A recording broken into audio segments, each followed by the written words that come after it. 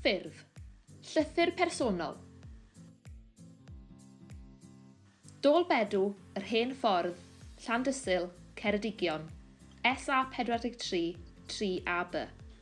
40 o Chwefror. Annwyl Siwan. Sut wyt ti? Sut mae pethau'n mynd? Gobeithio dy fod yn iawn ac yn setlo i mewn i'r ysgol newydd. Sut le yw Abertawe? Ydy dy dad yn hapus yn ei waith? Mae popeth yr un peth yma.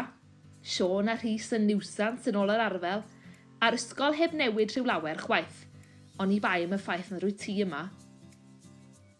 Rydyn ni wedi dechrau ymarfer ar gyfer yr Eisteddfod Gylch yn barod. Mae Mrs Jones wrth ei bodd yn ein dysgu i ganu. Wyt ti'n mynd i gystadlu Lenny? Mae gennym ni barti llefaru a pharti deilais. Mae hi'n brysur gyda ni ar y fferm hefyd. Rydyn ni yng nghanol yr wyna. Mae gen i un oen swci'n barod a'i henw yw Dot. Mae ganddi wlân gwyn a smotyn o ddi ar ei bron. Mae hi'n bert ofnadwy. Rydw i'n hoffi'r adeg yma o'r flwyddyn, ond i bai am orfod codi'n gynnar. Mae'n rhaid i Dot fach gael llaeth cyn i mi fynd i'r ysgol. Mae Sara'n dathlu ei pen-blwydd fori.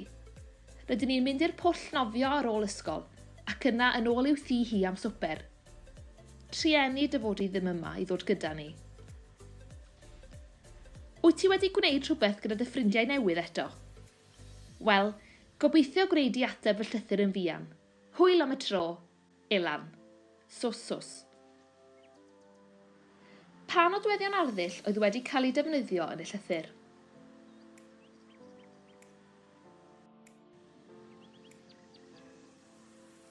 Cwestiynau.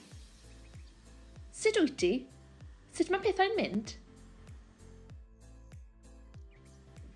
Tafodiaeth. Siôn a Rhys yn niwsans.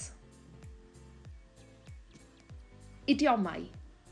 Wrth ei bodd. Defnydd o iaith anffurfiol. Gobeithio gwneud i ateb y llythyr yn fuan.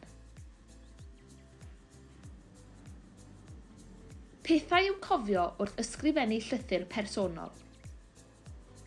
Mae angen eich cyfeiriad chi ar y frig ochr dde y llythyr. Mae angen nodi'r dyddiad o dan eich cyfeiriad.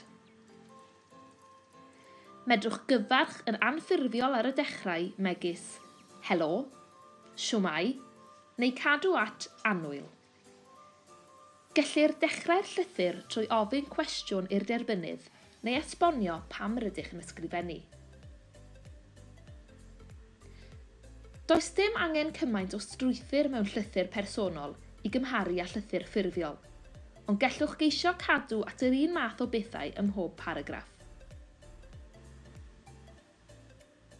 Defnyddiwch iaith gyfeillgar gan fel arfer ffrind bydd y derbynydd.